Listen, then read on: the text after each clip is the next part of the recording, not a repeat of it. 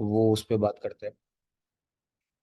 देखिए, सबसे पहली चीज तो ये है कि इस टॉपिक पे हमने पहले भी बात किया हुआ है, पर कभी उतना डिटेल में हम नहीं गए। हमने दो तीन रीजन देखे हैं पर उतना ज्यादा नहीं। वो ये जितनी भी सारी चीजें जो आज हम पढ़ेंगे देखेंगे, या जो भी चीजों पे हम आज हम बात करेंगे, उसका इम्पैक्ट जो है वो वर्ल्ड इकोनॉमी, वर्ल्ड पॉलिटिक्स सभी के ऊपर पड़ता है। तो एक्चुअली में काफी चीजों के जो जवाब हैं, जो हो सकता है आपके मन में हो, वो आपको आज के सेशन के थ्रू मिलेंगे। काफी कुछ चीजें जो स्पेशली यूएस डॉलर को लेकर या यूएस इकोनॉमी को लेकर जो चीजें हैं, वो काफी जवाब आपको शायद आज के सेशन में मिलेंगे जरूर। टॉपिक हमारा है why the US dollar use as a international currency, या हम कह सकते हैं एज ए रिजर्व करेंसी, दोनों बातें हैं। ठीक है, चलिए तो शुरुआत करते हैं सेशन की। सबसे पहली चीज तो हमारे सामने जो आती है वो यही आती है कि देखिए ये शुरुआत कहाँ से हुई। शुरुआत अगर मैं थोड़ा सा ब्रीफली अगर आपको बताऊं तो अर्ली 90 सेंचुरी जो था, यानी 1900 से लेकर 1920-30 तक की बात है। अगर हम तब की बात करें तो तब जो सुपर पावर था वो एक तरीके से यूके था।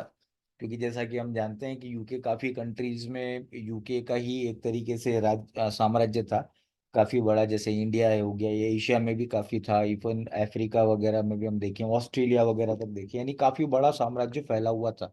और उस टाइम पे जब हम बात करते हैं इंटरनेशनल रिलेशन की, या उस टाइम पे हम बात करते हैं इंटरनेशनल ट्रेड की, तो उस टाइम पे जो एक ट्रेड करने का जो तरीका था वो ये था कि पाउंड स्टर्लिंग जो था वो पैक्ड बाय था गोल्ड। ठीक है, तो होता ये था कि अगर मान लीजिए किसी भी ट्रेडर को, अगर मान लीजिए जापान से श्रीलंका अगर माल भेजना है या खरीदना है किसी को, तो जापान से श्रीलंका अगर माल जाता था तो श्रीलंका उसको पेमेंट करता था पाउंड स्टर्लिंग में, और पाउंड स्टर्लिंग फिर वो दे देता था यूके में, और उसके प्रपोर्शनेट का, यानी उसकी पूरे वैल्यू का जो गोल्ड था वो उसको मिल जाता। तो इस तरीके से सारी चीजें चल रही थी। लेकिन देखिए, कहते हैं ना कि हमेशा एक जैसा नहीं होता है समय, तो समय बदला। और सबसे पहली चीज जो प्रॉब्लमेटिक आई यूके के लिए वो था वर्ल्ड वॉर। वर्ल्ड वॉर शुरू हुआ था, पहला जो फर्स्ट वर्ल्ड वॉर शुरू हुआ था वो था 28 जुलाई 1914 को, और एंड हुआ था 11 नवंबर 1918 को। और उसमें सबसे बड़ा पार्टिसिपेंट्स के नाम पर हम देख सकते हैं यूके था उसमें। तो यूके पे ऑब्वियसली बड़ा इफेक्ट पड़ा, क्योंकि देखिए कोई भी कंट्री जब वॉर में जाती है तो वो अपनी इकोनॉमी को एटलीस्ट 20 से 25 साल पीछे धकेल देती है। ये उस टाइम की खबर है कि walking wound the British economy in the after math of world war one, यानी वर्ल्ड वॉर वन के बाद में ब्रिटिश इकोनॉमी जो है वो बहुत बुरी तरीके से कह सकते हैं कि उसके ऊपर एक घाव लग गया था, वाउंडेड, यानी यही हुआ कि बहुत घायल हो चुका था। और उस टाइम पे यानी 1920 के टाइम पे अगर हम बात करते हैं तो 7.8 बिलियन डॉलर का, पाउंड का उसके ऊपर कर्जा था, जो कि उसकी जीडीपी का 1.3 टाइम्स था। मतलब 1.5 गुने के आसपास का कर्जा उसके ऊपर चढ़ गया था 1920 पे। ठीक है, और अगर हम बात करें वर्ल्ड वॉर वन के जो एलाइज की बात अगर हम करते हैं, तो एलाइड पावर ये थी, दो ग्रुप के बीच में ये युद्ध हुआ था, एलाइड पावर और सेंट्रल पावर। एलाइड, और उन दोनों के बीच में था यूएस। ठीक है, यूएस इसलिए था क्योंकि यूएस ने वर्ल्ड वॉर वन में हिस्सा नहीं लिया था, वो दूर था। ठीक है, लेकिन हाँ, उसने एक सबसे बड़ी अक्लमंदी जो करी थी वो ये करी थी कि वॉर के टाइम पे बहुत सारा एक्सपोर्ट किया था, जिससे उसने काफी कुछ गोल्ड कमाया। क्यों? क्योंकि मैंने पहले ही कहा कि जो सिस्टम चल रहा था वो ये चल रहा था कि पाउंड स्टर्लिंग में होता था, और स्टर्लिंग जब आप जाके बैंक में देते हो तो बैंक आपको उसके बदले का गोल्ड दे देता है। तो ऐसा कर करके बहुत सारा गोल्ड यूएस ने कमाया during first world war. First world war की अगर हम बात करें तो सेंट्रल पावर में Germany, Austria, Hungary, Bulgaria, Ottoman Empire था। और इसके अलावा अगर एलाइज की हम बात करते हैं तो एलाइज में थे France, Britain, Russia, Italy, Japan, और उसके बाद यूनाइटेड स्टेट्स, लेकिन वो पूरी तरीके से वॉर में नहीं उतरा था। ठीक है, ये दोनों के बीच में था। अब एक चीज यहाँ पे याद रखना कि जर्मनी और ब्रिटेन दोनों एक दूसरे के खिलाफ थे। दोनों है यूरोपियन ही कंट्री, लेकिन दोनों एक दूसरे के खिलाफ थे। तो ये बहुत बात इंपॉर्टेंट हो जाती है, याद रखना, आगे जाके इसमें आपको एक चीज मिलेगी जरूर। ठीक है, तो इस वॉर का फायदा कंप्लीटली यूएस ने उठाया। यूएस ने उठाने के बाद क्या किया कि देखा कि एक तरीके से वर्ल्ड वॉर वन के बाद में पूरी तरीके से अगर हम कह सकते हैं तो ये जितनी भी इकोनॉमी जिसकी हम बात करें, जो उस टाइम पे बड़ी इकोनॉमी कहा जाता था, जैसे जर्मनी को अगर हम बड़ी इकोनॉमी बोलते हैं, इसके अलावा रशिया को बड़ी इकोनॉमी कहा जाता है, जापान को कहा जाता है, ग्रेट ब्रिटेन को, फ्रांस को, ये सारी बड़ी इकोनॉमीज की हालत बहुत खराब हो गई थी। क्योंकि आप अगर वॉर में जाते हो तो आप अपने आप को और अपनी कंट्री को 20 ईयर्स पीछे धकेल देते हो। उसका बेनिफिट जो था वो पूरी तरीके से मैंने बताया आपको यूएस ने उठाया। यूएस ने उसके बाद में सबसे पहले अगर हम बात करें, क्योंकि उस वहां पर ये जो वॉर शुरू हुआ था, वॉर शुरू होने के बाद में जितनी भी ये इकोनॉमीज थी, बड़ी इकोनॉमीज, उनकी हालत खराब हुई थी। उसका फायदा यूएस ने उठाया। यूएस के में उस टाइम पे अर्ली 19 सेंचुरी में कोई सेंट्रल बैंक या कोई नोट छापने का सिस्टम या किसी भी तरह का कोई फाइनेंशियल सिस्टम सेंट्रलाइज नहीं था। ठीक है, तो सबसे पहला बेनिफिट यूएस ने ये उठाया कि सिंस 1914 के अंदर इन्होंने एक सेंट्रल बैंक लॉ का फेडरल रिजर्व एक्ट पास किया, और 1914 में इन्होंने ये सारी चीजें की। तो एक बैंकिंग सेक्टर जो था वो शुरुआत अगर यूएस की हम बात करें तो 1914 में हुआ था, जो कि अपने आप में एक बहुत बड़ा स्ट्रेंज है, क्योंकि अगर सुपर पावर था तो बहुत पहले से होना था, लेकिन 1914 में ये चीज शुरू हुई थी। उसके बाद आया सेकेंड वर्ल्ड वॉर। तब तक काफी चीजें जो थी वो हम कह सकते हैं बिखर चुकी थी, लेकिन फिर भी सेकेंड वर्ल्ड वॉर जब हुआ तब उसकी इंटेंसिटी जो थी वो फर्स्ट वर्ल्ड वॉर से भी ज्यादा हैवी थी। सेकेंड वर्ल्ड वॉर शुरू हुआ था 1 सितंबर 1939 को, और 2 सितंबर 1945 को ये खत्म हुआ। लगभग 6 साल ये वॉर चला। अब यहाँ पर भी जो पावर थी वो अलग अलग थी, एलाइड और एक्सिस में ये हुआ था, और यहाँ पर भी यूएस ने जो एंट्री थी वो लास्ट में ली थी। आपको याद हो तो पर्ल हार्बर पे जो अटैक किया था जापान ने, उस पर्ल हार्बर के अटैक का जवाब जो दिया था फिर जापान के ऊपर, दो सिटीज हिरोशिमा और नागासाकी पे यूएस ने पहला, वर्ल्ड का पहला न्यूक्लियर अटैक किया था। ठीक है, तब वो उतरा था। बाकी पूरी तरीके से एक्टिव यूएस उस टाइम भी नहीं था। इस टाइम भी यूएस ने यही काम किया। वर्ल्ड वॉर सेकेंड में काफी इंपोर्ट एक्सपोर्ट करके उसने काफी गोल्ड इकट्ठा कर लिया, और यहाँ पर भी यूएस को बेनिफिट बहुत ज्यादा मिला, और बेनिफिट उस हद तक मिला कि ये डेटा हमारे पास में आप देखेंगे तो आपको पता लगेगा कि by 1947 the United States had accumulated 70% of the world gold reserve. यानी इतना उन्होंने बिजनेस किया कि 70% टोटल वर्ल्ड का जो गोल्ड था उसका भंडार जो है वो अकेले यूएस में आ चुका था, और वो था अप्रोक्सीमेटली 22,000 टन। ठीक है, 22,000 टन हो चुका था। तो कहने का मतलब कि वॉर कंट्रीज ने लड़ी, फायदा जो है वो यूएस ने उठाया, और उस फायदे से वो बना एक तरीके से सुपर पावर। क्यों? क्योंकि देखिए अभी अगर हम बात करते हैं तो 1940s के टाइम पर भी अभी भी कोई सेंट्रलाइज सिस्टम नहीं था। ठीक है, इंटरनेट की क्रांति नहीं आई थी, कोई सेंट्रलाइज सिस्टम किसी तरह का कुछ नहीं था। तो उस टाइम पे जो भी करेंसी थी वो बैक्ड बाय गोल्ड हुआ करती थी। जिस कंट्री के पास सबसे ज्यादा गोल्ड होता था, इसका मतलब उसके पास में सबसे ज्यादा रिसोर्सेस होते थे, ये माना जाता था। तो इसलिए यूएस जो है वो वर्ल्ड वॉर सेकेंड के बाद में और मजबूत होता चला गया, और मजबूत होता चला गया, और उसकी पावर जो है वो दिन ब दिन बढ़ती रही। सेकेंड वर्ल्ड वॉर की बात हम करते हैं, क्या हुआ तो देखिए, जितनी भी बड़ी सुपर पावर थी, जो यूएस के पहले सुपर पावर थी, जैसे ग्रेट ब्रिटेन हो गया, जर्मनी हो गया, सोवियत यूनियन हो गया, फ्रांस हो गया, इन सब की हालत बहुत खराब हो चुकी थी, क्योंकि वो वर्ल्ड वॉर फर्स्ट और वर्ल्ड वॉर सेकेंड दोनों में एक्टिवली पार्ट किया था। सोवियत यूनियन यानी आज का रशिया कह सकते हैं, बहुत ज्यादा हालत खराब थी। और उसी टाइम पे साइमल्टेनियसली अगर हम देखें तो यूनाइटेड स्टेट्स उतना ही ज्यादा मजबूत था। अब इसी चीज का फायदा यूएस ने उठाया, और आज की तारीख में अगर हम देखते हैं यानी उस टाइम पे, तो सबसे ज्यादा गोल्ड रिजर्व वाला कंट्री यूएस बन चुका था। और आज जिस कंट्री के पास सबसे ज्यादा गोल्ड होता है, सीधी सी बात है कि आज उसके पास में सबसे ज्यादा पावर होती है। और इसीलिए अगर हम देखते हैं तो पहला बेनिफिट जो था वो वर्ल्ड वॉर 1 और वर्ल्ड वॉर 2 का उसको मिला। तीसरा बेनिफिट अगर हम बात करते हैं तो वो उसको मिला ब्रेटन वुड्स एग्रीमेंट से। ठीक है, क्योंकि देखिए अभी ये हो गया कि सारी कंट्रीज के पास में जो प्रॉब्लम थी वो क्या था। देखिए, जब ये सारी कंट्रीज जो अभी हमने लिस्ट में देखी इनकी हालत खराब हो गई थी, इसके अलावा भी बहुत सारी कंट्रीज थी जिन्होंने डायरेक्टली या इनडायरेक्टली अगर वर्ल्ड वॉर 1 वर्ल्ड वॉर 2 में पार्टिसिपेशन किया था, तो उनकी भी इकोनॉमी खराब हो गई। अब मान लीजिए कि इंपोर्ट एक्सपोर्ट, क्योंकि इतनी ज्यादा हालत खराब होने के बाद में उनकी कंट्रीज में रीस्ट्रक्चरिंग करने के लिए बहुत सारी चीजों की जरूरत पड़ेगी, जिसमें फूड हो गया, ग्रेन हो गया, इसके अलावा आर्म्स एम्यूनेशन हो गए, या टेलीकम्युनिकेशन फैसिलिटी हो गई, या फिर अगर हम बोले तो पावर सेक्टर की अगर हम बात करें तो ऑयल और ये सारी चीजें। तो ये इंपोर्ट वो कैसे करेंगे? ये इंपोर्ट करने के लिए फिर वो यूनाइटेड स्टेट्स के पास में ही उनको जाना पड़ा। यूनाइटेड स्टेट्स ने जैसे ही अपना बैंकिंग सिस्टम शुरू किया, तब वहां पर सीधी सी बात ये हो गई कि जो डॉलर का सिस्टम है वो भी पैक्ड बाय गोल्ड हो गया। और ऑटोमेटिकली जो पहले सिस्टम चलता था पाउंड स्टर्लिंग का, वो सिस्टम अब आ चुका था यूएस डॉलर का। यूएस डॉलर का सिस्टम आ चुका था, और कंट्रीज के पास में कोई ऑप्शन नहीं था, क्योंकि जितनी भी बड़ी सुपर पावर्स थी वो एक तरीके से धराशायी हो गई थी। उनके पास में डॉलर की सुपरमेसी को एक्सेप्ट करने के अलावा कोई और पावर नहीं था, और कोई और ऑप्शन भी नहीं था। अब कोई ऑप्शन नहीं दिखेगा तो फिर जो वर्स्ट एक्शन यानी वर्स्ट ऑप्शन होगा वही चुनना पड़ेगा, क्योंकि आपके पास इसके अलावा कोई ऑप्शन था ही नहीं।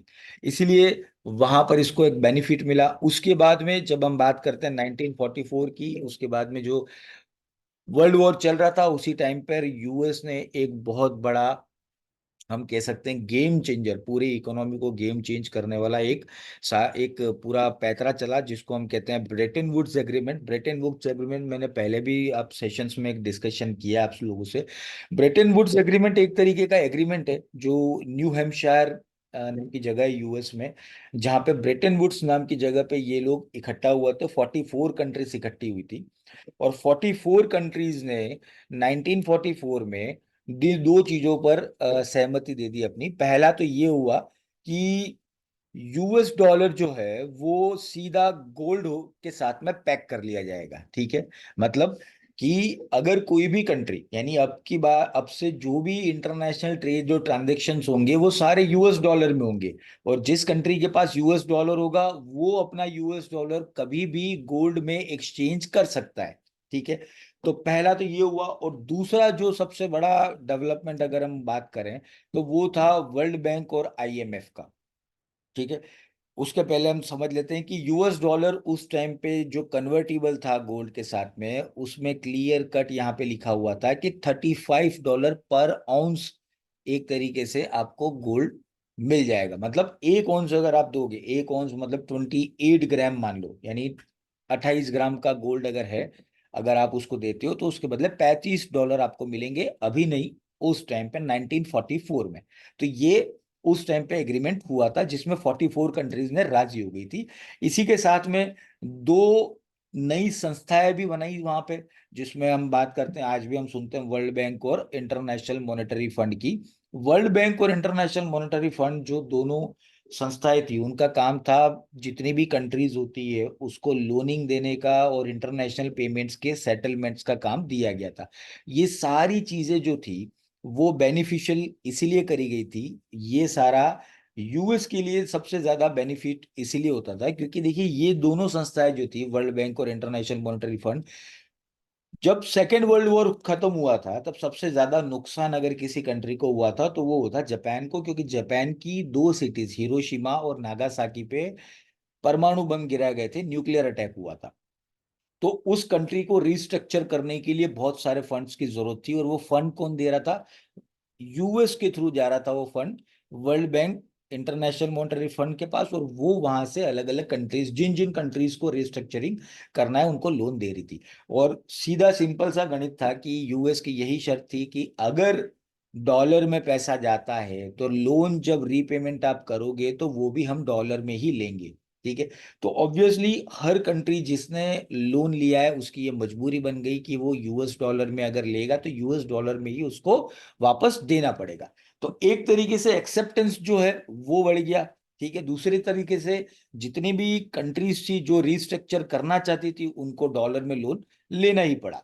तो यहाँ पे देखिए एक छोटा डेटा भी हमारे पास है कि International Bank of Reconstruction Development disbursement by countries, यानी ये 1947 से लेकर 1960 तक जिन जिन कंट्रीज को दिया लोन, वो आप देखिए तो देखिए Austria, Belgium, Denmark, France, Italy, Luxembourg, Netherland, Norway, Turkey, ये सारी कंट्रीज को लोन दिया गया, और उस हिसाब से दिया गया कि ये वापस ही डॉलर्स में आएगा। तो देखिए शुरुआत जो है वो 1940 से शुरू हो चुकी थी, डॉलर को एक सुपर पावर बनाने के लिए, या हम कह सकते हैं डॉलर को एक ग्लोबल करेंसी बनाने के लिए।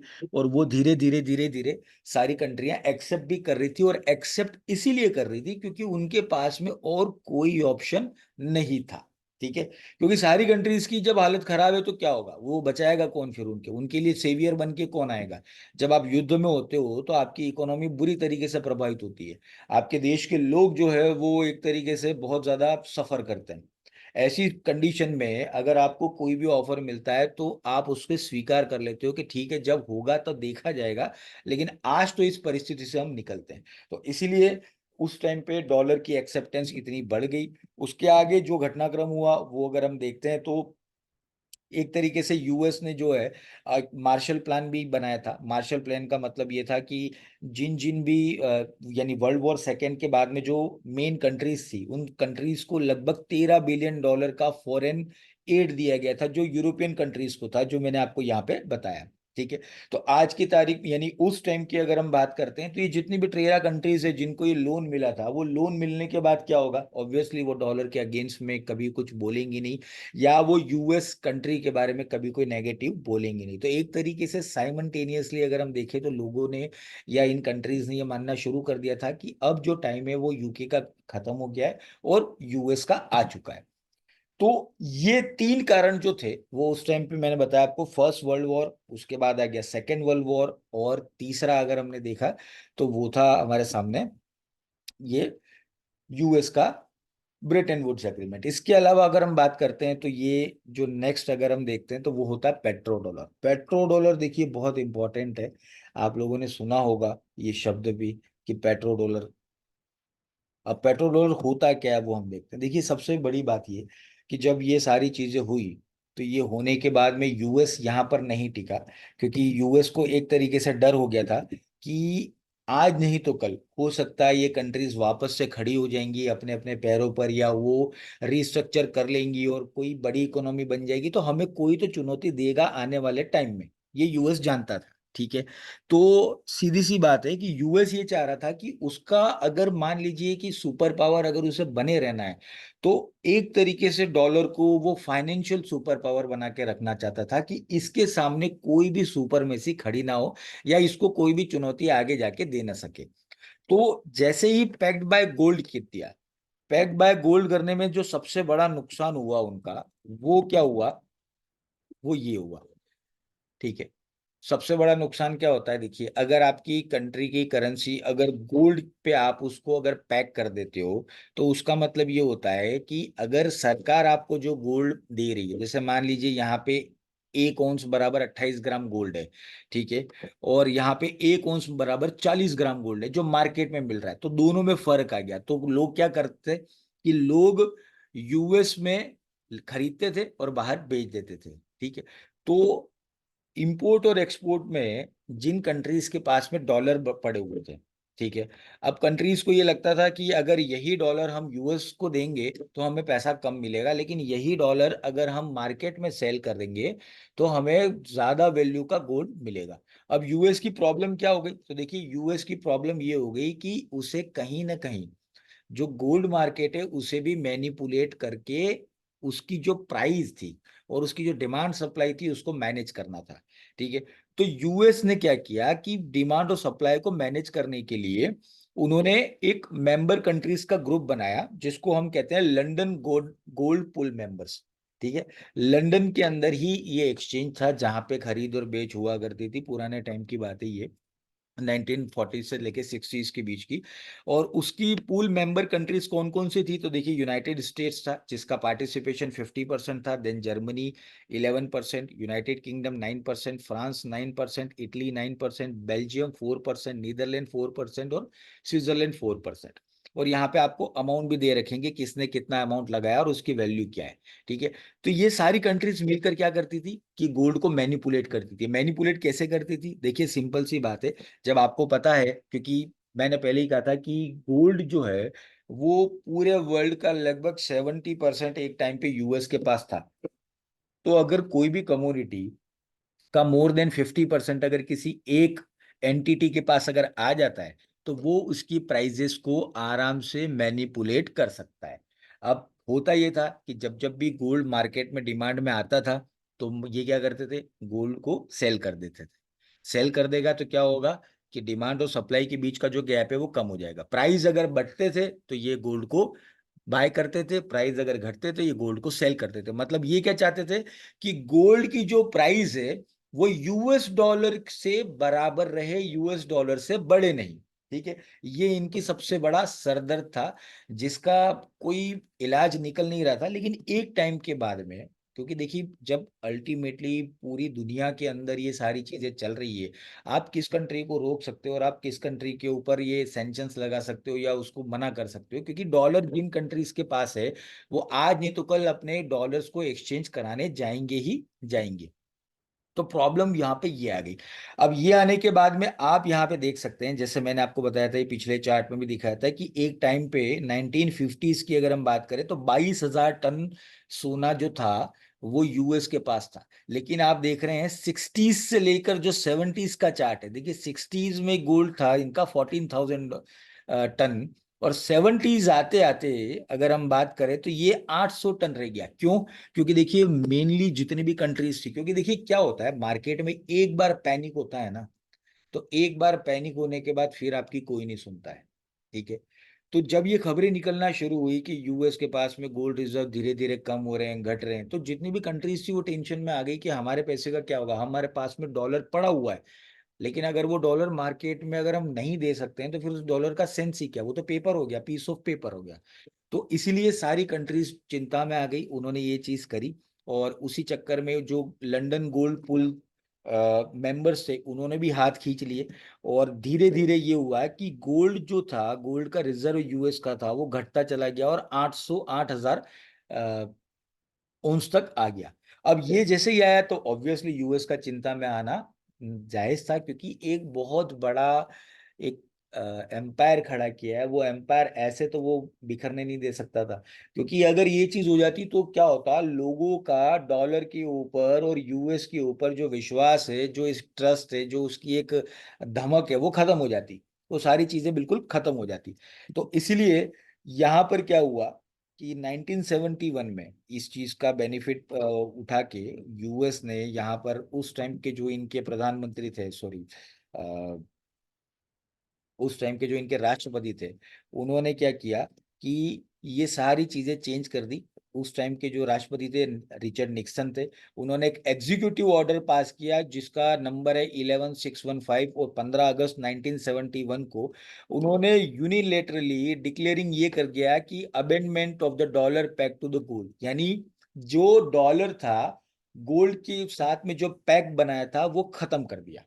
ठीक है, वो बिल्कुल खत्म कर दिया। अब यहां पर वही चीज हो गई कि एक ऑप्शन आपने बंद किया है तो दूसरा ऑप्शन आपको खोलना पड़ेगा ऑब्वियसली, और वो दूसरा ऑप्शन कौन था? दूसरा ऑप्शन था आपका पेट्रो डॉलर। ठीक है, अब पेट्रो डॉलर की हम बात करते हैं, चलिए वो चैप्टर खत्म हुआ, अब आते हैं पेट्रो डॉलर पे।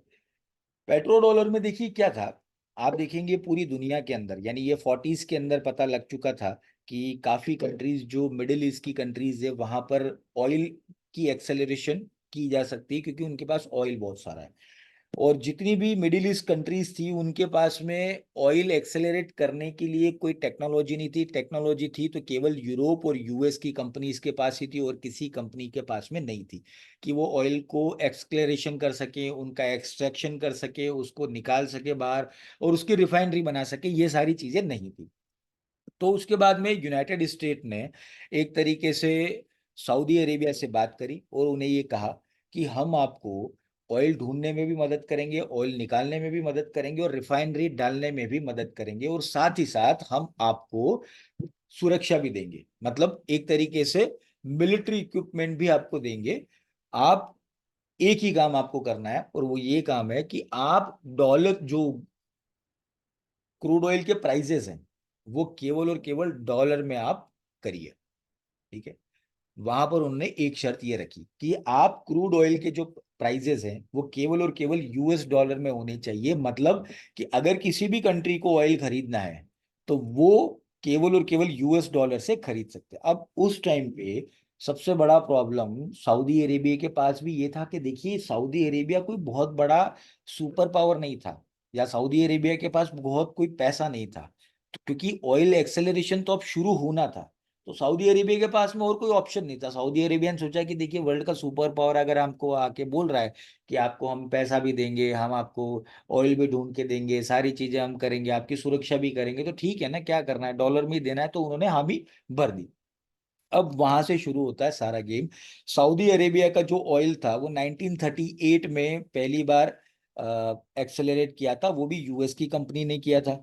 ठीक है, उसके बाद ये सारी चीजें चलती रही और पेट्रो डॉलर वापस से होता रहा। अब सऊदी अरेबिया के साथ में डील जो थी वो क्या थी कि सऊदी अरेबिया जो भी पेट्रोल या सॉरी क्रूड ऑयल बेचेगा, उस क्रूड ऑयल के बेचने के बाद में जो पैसा उसको मिलता है डॉलर्स में, वो वही डॉलर को यूएस में इन्वेस्टमेंट करता था। ठीक है, तो जो पैसा पेट्रोलियम प्रोडक्ट बेचकर कोई कंट्री अगर कमाती है और उसी कंट्री वही कंट्री आगे जाके यूएस के अंदर अगर इन्वेस्ट करती है, तो उसे पेट्रो डॉलर कहा गया है। तो पेट्रो डॉलर कहने का मतलब ये हुआ कि पैसा अगर घूम फिर के वापस यूएस में आ रहा है तो वो पेट्रो डॉलर कहलाता है। उस तरीके से क्या हुआ, देखिए यूएस की विन विन हुई कि एक तो उसका जो डॉलर है वो घूम फिर के वापस उसके पास आ गया, उसी के रिसोर्सेज जो है वो अलग अलग कंट्री यूज कर रही है, और डॉलर की जो एक्सेप्टेंस है वो अलग अलग बढ़ रही है। तो पेट्रो डॉलर एक तरीके से हम कह सकते हैं कि हर कंट्री को लेना पड़ा, हर कंट्री को, चाहे इंडिया हो, चाहे जो चाइना हो, चाहे जापान हो, चाहे रशिया हो, सबको ये करना पड़ा। केवल वही कंट्री बच सकती थी जिस कंट्री के पास में खुद का ऑयल हो। अब कुछ कंट्री ने विरोध भी किया ऑब्वियसली, देखिए ऐसा नहीं है कि यूएस का कोई यूएस के अगेंस्ट में कोई खड़ा नहीं हुआ, खड़ा हुआ तो उसकी हालत भी खराब हुई। सबसे पहले खड़ा हुआ था कौन, तो इराक का सद्दाम हुसैन। उसने क्लियर कट बोल दिया था कि हम डॉलर को यूज नहीं करेंगे, हम यूरो की करेंसी को प्रमोट करेंगे, और काफी कुछ चीजें उन्होंने करनी शुरू कर दी। लेकिन आप देख जानते हैं कि क्या हुआ, यूएस यही चीज करता है, उसके ऊपर बहुत सारी चीजों का आरोप लगाया, ये बताया कि जैविक हथियार एक तरीके से ईरान इराक बना रहा है, और फिर क्या हुआ, उसको फांसी दे दी। इराक में यूएस की मिलिट्री घुस गई और फांसी दे दी, तो इराक एक तरीके से मैटर खत्म हो गया। दूसरी कंट्री कौन थी, तो लीबिया। लीबिया में अगर आपने सुना होगा तो गद्दाफी वहां का एक तरीके से था तो तानाशाही वो था। उसने क्या किया था, उसने भी सेम चीज करी थी। मुअम्मर गद्दाफी ने यही कहा था कि या तो हम यूरो को यूज करेंगे या फिर अफ्रीकन कॉन्टिनेंट की एक हम कंबाइंड एक करेंसी बनाएंगे, क्योंकि लीबिया जो है वो अफ्रीकन कॉन्टिनेंट का कंट्री है। लेकिन फिर वहां पर भी सेम चीज हुई, गद्दाफी को भी उतार दिया गया, उसको भी मतलब एक तरीके से गिरफ्तार कर दिया, मरवा दिया गया था, ऐसा कुछ हुआ था। तो वहां पर भी उस मैटर को खत्म कर दिया। उसके बाद आया ईरान। ईरान आपने सुना ही होगा, जाना भी होगा। देखिए ईरान भी बहुत बड़ा ऑयल का सप्लायर है, बहुत बड़ा। अगर हम बात करते हैं तो यूरोजोन का एक टाइम पे 45% ऑयल की नीड जो है वो अकेला ईरान पूरी करता था। यानी ईरान के पास पूरे वर्ल्ड के 10% 10% क्रूड ऑयल के रिजर्व है। तो ईरान एक बहुत बड़ा, इवन इंडिया भी ईरान से काफी क्रूड ऑयल लेता रहा है पुराने टाइम पे, लेकिन जब से सैंक्शन नहीं लगे थे तब तक, सैंक्शन लग जाने के बाद नहीं ले पाए। तो ईरान वो भी लाइन में आया, और ईरान के ऊपर भी इल्जाम लगा दिया कि आप परमाणु हथियार बना रहे हो, तो उसके ऊपर सैंक्शन लगा दिए और सारी चीजें खत्म करी। तो ईरान भी एक तरीके से आज की तारीख में ओपनली किसी को भी ऑयल नहीं सेल कर सकता है टेक्निकली। ठीक है, तो ये सारी चीज देखिए यूएस ने का एक सिंपल सा फंडा रहा है कि या तो आप प्रेम से मान जाओ, नहीं मानोगे तो फिर डंडा चलाएंगे। तो ये उसी तरीके की बात बाकी कंट्रीज के सामने ईरान को करी थी। और इसके बाद में आपने सुना भी होगा ईरान के ऊपर यूएस ने दुनिया भर के सैंक्शन लगा दिए। देखिए सैंक्शन लगाने के बाद में अब ईरान के पास में कोई ताकत नहीं रह जाती है कि वो कर रहा है। जैसे आपको अगर ध्यान हो तो रशिया यूक्रेन वाला भी जो पंगा हुआ था, मैटर हुआ था, तो उस टाइम पर भी रशिया के ऊपर दुनिया भर के सैंक्शंस लगा दिए, जिससे रशिया की इकोनॉमी को काफी डेंट लगा था एक तरीके से, अगर आप जाने तो। उस टाइम पे जो रशिया की हालत थी वो बहुत ज्यादा खराब थी। खैर अब पहले के मुकाबले काफी कुछ सही है, लेकिन उस टाइम पे जब ये सैंक्शन लगे थे तो शुरुआत के 3 से 6 महीने, जो 2 क्वार्टर थे, वो रशिया के लिए बहुत खराब थे। ठीक है, तो ये हो गया पेट्रो डॉलर। उसके बाद में जो रीजन आता है वो रीजन आता है स्विफ्ट। स्विफ्ट, आपने ये वर्ड सुना होगा। अगर कोई भी इंटरनेशनल ट्रांजैक्शन किया जाता है तो आपको अगर किसी और बैंक में पैसा भेजना हो तो स्विफ्ट कोड की जरूरत होती है। अब उस स्विफ्ट कोड, यानी स्विफ्ट कोड जो होता है वो पर्टिकुलर उस बैंक की जो ब्रांच होती है उसका कोड होता है। ठीक है। और स्विफ्ट का फुल फॉर्म है society for world wide interbank financial telecommunication. ठीक है। तो आप अगर कोई भी फॉरेन ट्रांसफर करना चाह रहे हो तो विदाउट स्विफ्ट के ये नहीं हो सकता है। अब देखिए, यूएस ने दिमाग तो ऑब्वियसली बहुत लगाया। ये पूरा सिस्टम जो है वो एक तरीके से यूएस ने ही बनाया और यूएस ही चला रहा है। ठीक है। अब ये रीजन कैसे हो सकता है? देखिए, वर्ल्ड वॉर का मैंने आपको बताया कि वर्ल्ड वॉर फर्स्ट और वर्ल्ड वॉर सेकेंड दोनों में क्या हुआ, यूएस ने बाहर बैठ के मजा लिया, इंपोर्ट एक्सपोर्ट बढ़ाए और दुनिया भर का गोल्ड है वो अपने पास कर लिया। अब गोल्ड उसके पास हो गया तो सबसे बड़ी ताकत उसके पास आ गई। गोल्ड अपने पास रखने के बाद में क्या किया उसने, उसने ब्रेटन वुड्स एग्रीमेंट कर लिया और गोल्ड के साथ में डॉलर को लिंक करवा लिया, जो कि पहले पाउंड था। ठीक है। अब जैसे ही ये लिंक हुआ तो क्या हो गया, दुनिया भर में फिर वापस से जो इंपोर्ट एक्सपोर्ट होने लग गया उसमें डॉलर की डिमांड हो गई। अब डॉलर की डिमांड हो गई तो वो भी एक टाइम के बाद, जब लोगों ने ये, पहले यूएस ने ये सोचा कि एक साथ तो कोई कराने आएगा नहीं, लेकिन जब ज्यादा तरीके से लोग एक बार एक्सचेंज कराने आए तो डॉलर, गोल्ड की जो उसके रिजर्व थे वो धीरे धीरे गिरने लग गए। तो उसके बाद उसने अपनाया रास्ता पेट्रो डॉलर का।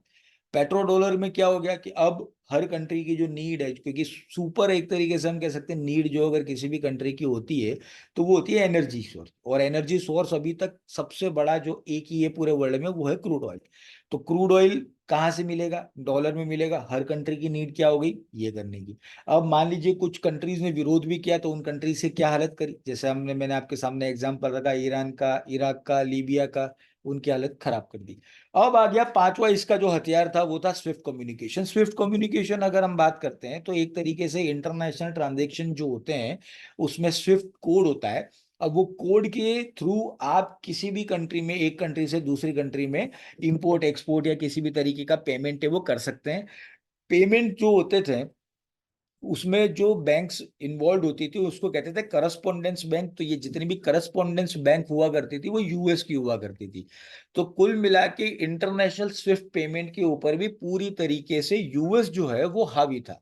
मतलब यूएस चाहता था उस हिसाब से वो अपनी चीजों को मैनेज कर लेता था। वैसे अगर देखा जाए तो इसमें और भी कंट्रीज के जो अलग अलग डायरेक्टर्स, अलग अलग चेयरमैन्स और वाइस प्रेसिडेंट और वो होते हैं, लेकिन पूरी तरीके से बैक्ड बाय यूएस है। यूएस अपने हिसाब से इसको चलाता है, यूएस अपने हिसाब से करता है। आज तक आपने देखा कि दुनिया की कितनी बड़ी बड़ी कंपनीज दिवालिया हो गई। क्या आपने ये अभी ये सुना कि यूएस की कोई कंपनी दिवालिया हुई? यूएस की कोई कंपनी दिवालिया होती ही नहीं है, क्योंकि उसके पास बिजनेस अपॉर्चुनिटी इतनी मिलती है उसकी पूरी दुनिया भर में कि उसे दिवालिया होने की जरूरत पड़ती ही नहीं है। तो बात करते हैं ये स्विफ्ट की। अब स्विफ्ट में केवल सीधा सिंपल सा सिस्टम, ये जितने भी आप देख रहे हैं अलग अलग उनके कंपोनेंट्स हैं, ट्रांसफर से, ब्रोकिंग डीलर से, डिपॉजिटर से, पेमेंट सिस्टम है, क्लियरिंग सिस्टम है, ये सारा जुड़ा हुआ होता था स्विफ्ट से। और स्विफ्ट के ऊपर पूरा कंट्रोल होता था अमेरिका का। तो इसलिए आपने देखा कि अगर स्विफ्ट से किसी को भी बाहर कर दिया जाए, ठीक है, स्विफ्ट से किसी को भी बाहर कर दिया जाए, जैसे दो कंट्रीज हैं जिनको स्विफ्ट से बाहर किया हुआ है। पहला है रशिया, दूसरा है ईरान। ईरान के ऊपर इल्जाम लगाया था कि आप लोग एक तरीके से न्यूक्लियर वेपन बना रहे हो जो कि आपके लिए परमिशेबल नहीं है। और रशिया के ऊपर तो ऑब्वियसली अभी आपने को ध्यान ही होगा कि रशिया यूक्रेन जो कॉन्फ्लिक्ट हुआ था उसके बाद से ये सारी चीजें कर दी गई है। अब इन दोनों के कारण ये हो गया कि रशिया और ईरान मतलब किसी तरह का कोई इंटरनेशनल पेमेंट ना तो ये कर पाएंगे ना ये ले पाएंगे। कोई भी बड़ी कंपनीज इनके पास में नहीं आएगी। देखिए होता क्या है, देखिए रशिया ने आज अपना सिस्टम फिर भी थोड़ा कह सकते हैं हम कि अच्छा कर लिया। आज रशिया पहले के मुकाबले काफी स्टेबल है, लेकिन उसको संभलने में टाइम लगा। ठीक है। तो यूएस की आज भी इतनी पावर है कि वो चाहे तो किसी के ऊपर सैंक्शन लगा दे, तो वो सैंक्शन लगने के बाद उस कंट्री को संभलने में 2 साल का वक्त तो मिनिमम लग जाता है। तो एक तरीके से अगर देख लें तो देखिए यूएस क्लियर कट क्या बोलता है कि या तो आप हम जो बोल रहे हैं उसको आप समझ लो और उसको एक्सेप्ट कर लो, नहीं समझोगे तो फिर हम हमारी तरह से समझाएंगे। एक तरीके से उनकी ये वाली भाषा है।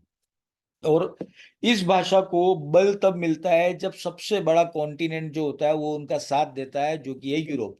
यूरोप की सारी कंट्रियां आज की तारीख में यूएस के पीछे पीछे ही चलती है। और आज हालत ये है कि यूएस तो फिर भी ठीक है, पर यूरोप की हालत बहुत ज्यादा खराब है। यूरोप अब मुझे नहीं लगता है कि वो उस तरीके से फाइनेंशियली वापस उठ पाएगा जो एक टाइम पर यूरोप हुआ करता था। अब बात करते हैं कि प्राइमरी सैंक्शन, यानी सैंक्शन लगाते हैं तो सैंक्शन दो तरीके से होते हैं। पहला होता है प्राइमरी सैंक्शन और सेकेंडरी सैंक्शन। तो देखिए प्राइमरी सैंक्शन क्या होता है पहले समझ लेते हैं। देखिए यूएस अगर किसी भी कंट्री के ऊपर प्राइमरी सैंक्शन लगा देता है तो सीधी सी बात ये हो जाती है कि जो भी यूएस की मतलब यूएस की जो भी कंपनीज हैं वो डायरेक्टली उससे डील नहीं कर सकती, चाहे वो यूएस में हो चाहे वो उस कंट्री में हो। जैसे मान लो रशिया के ऊपर सैंक्शन लग गया तो यूएस की सर्विस देने वाली जितनी भी कंपनीज है वो तुरंत रशिया से अपना सामान और बोरिया बिस्तरा समेट लेगी और निकल जाएगी। ठीक है। और ये सैंक्शन लगने से ही क्या होता है कि देखिए पैनिक होता है मार्केट। आप समझते हैं फाइनेंशियल मार्केट कैसा होता है। एक छोटा सा र्यूमर भी अगर आ जाएगा ना तो पब्लिक डर जाती है। वो कहते हैं ना पैनिक वाली सिचुएशन आ जाती है, रिस्क ऑफ वाली, रिस्क इन और रिस्क ऑफ वाली सिचुएशन आ जाती है, जिसके कारण मार्केट तो एक टाइम से धड़ाम के गिर जाता है। जैसे यूएस मार्केट में जब ये बात आई थी तो यूएस का जो करेंसी मार्केट था जिसमें रूबल उसकी करेंसी थी वो फटाक दे के गिर गई थी। लगभग 20% एक दिन में वो डेप्रिशिएट हो गई थी एक तरीके से। स्टॉक मार्केट भी गिर जाते हैं, बड़े बड़े जो हम कह सकते हैं कंपनीज और बड़े बड़े इन्वेस्टर्स होते हैं वो भाग जाते हैं।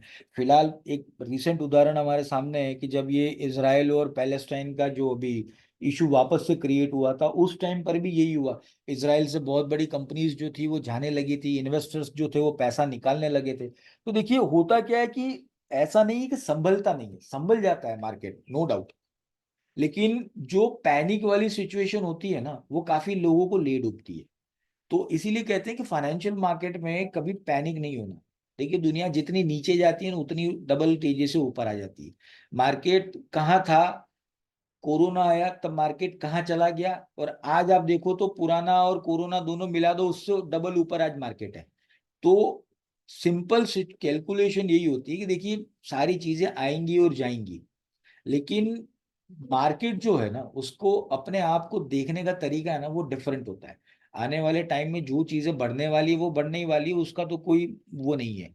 लेकिन फिर भी थोड़ा सा कह सकते हैं ना कि लॉन्ग टर्म अगर आपका विजन होता है ना तो वो एक उसका बेनिफिट होता है। तो प्राइमरी सेंक्शन में क्या होता है कि डायरेक्टली यूएस उस कंट्री के ऊपर सेंक्शन लगा देता है। सेंक्शन लगाने के बाद में वो यूएस यूएस से जुड़ी हुई कोई भी कंपनी स्विफ्ट और ये सारी चीजों का वो बेनिफिट नहीं ले पाता है। तुरंत उसके जितने भी पेमेंट्स हैं वो सारा लग जाता है। ये सैंक्शंस यूएस ने नॉर्थ कोरिया पे लगाया, क्यूबा पे लगाया, सीरिया पे लगाया, और रशिया पे लगाया। तो ये सारी चीजें आप देख सकते हो। आज इनमें से किसी की भी इकोनॉमी आप मानते हो कि अच्छी है? सीरिया की हालत कैसी है आप जानते हो, रशिया की हालत कैसी है आप जानते हो। रशिया को अगर इंडिया और चाइना का साथ नहीं मिला होता तो मैं आपको लिख के दे सकता हूँ कि रशिया सीरिया से भी बुरी हालत में होता। ठीक है। क्यूबा, क्यूबा में आज भी देखिए क्यूबा वापस से नहीं उठ पाया, क्यूबा अभी भी खत्म है। नॉर्थ कोरिया तो खैर दुनिया जानती है उसका क्या है। तो ये होता है प्राइमरी सैंक्शंस, और दूसरे होते हैं सेकेंडरी सैंक्शन। देखिए प्राइमरी सैंक्शंस जो होता है वो डायरेक्टली कंट्री के ऊपर लगते हैं, और सेकेंडरी सैंक्शंस जो होते हैं वो कंट्री के साथ में जो व्यापार कर रही होती है कंट्री वो उस पे लग जाते हैं। जैसे मैं आपको एग्जांपल देता हूं कि ईरान के ऊपर सैंक्शन लगाया, उस टाइम पे ईरान से इंडिया जो है वो ऑयल लेता था। ठीक है।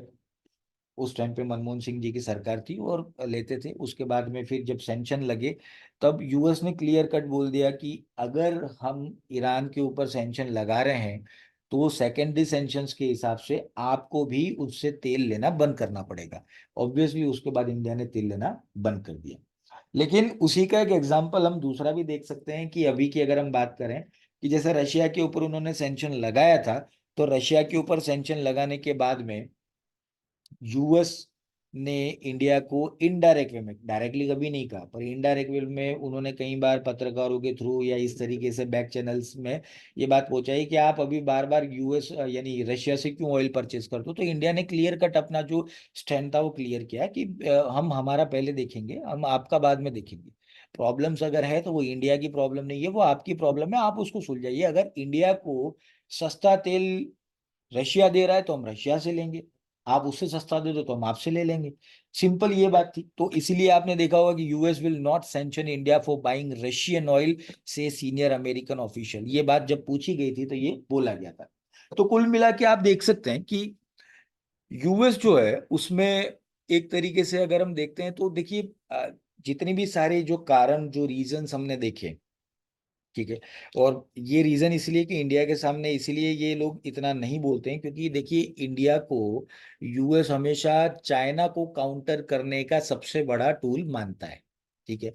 क्योंकि पहले चाइना इनके लिए बड़ी थ्रेट नहीं था, तो इंडिया की इतनी इंपॉर्टेंसी यूएस के लिए नहीं थी, लेकिन आज की तारीख में यूएस के लिए पूरी दुनिया में सबसे बड़ा थ्रेट अगर कोई है तो वो चाइना है।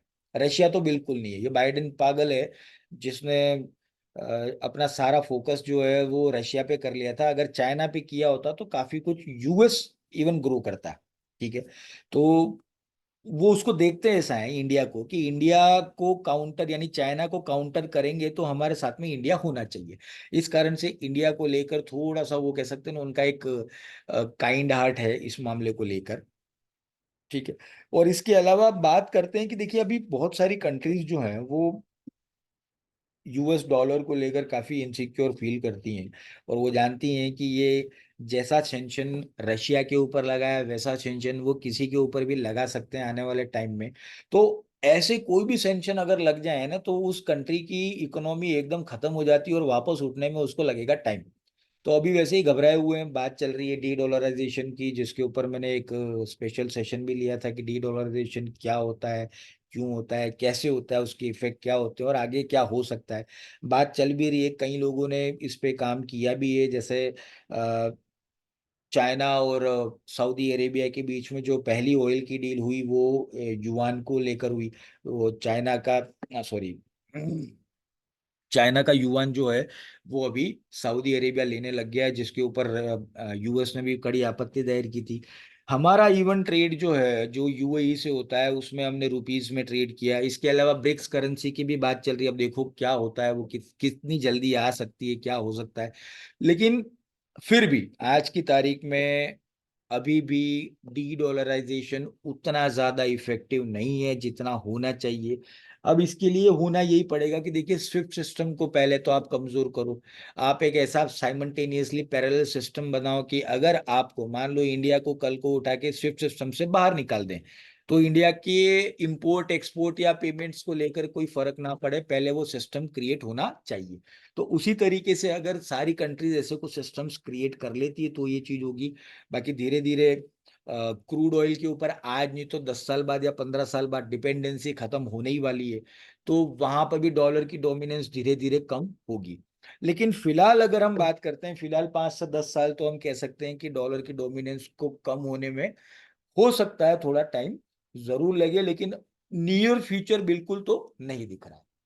तो ये आज का सेशन था जिसमें मैंने आपको डॉलर की डोमिनेंस के बारे में बताया कि किस तरीके से सारी चीजें चलती है, कैसे डॉलर जो है वो इतना डोमिनेट हुआ, क्यों आज की तारीख में सुपर पावर रशिया को, सॉरी, यूएस को माना जाता है, और एक नॉर्मल कंट्री से सुपर पावर तक का जो सफर था वो मैंने आपको बताया कि कैसे ये बना।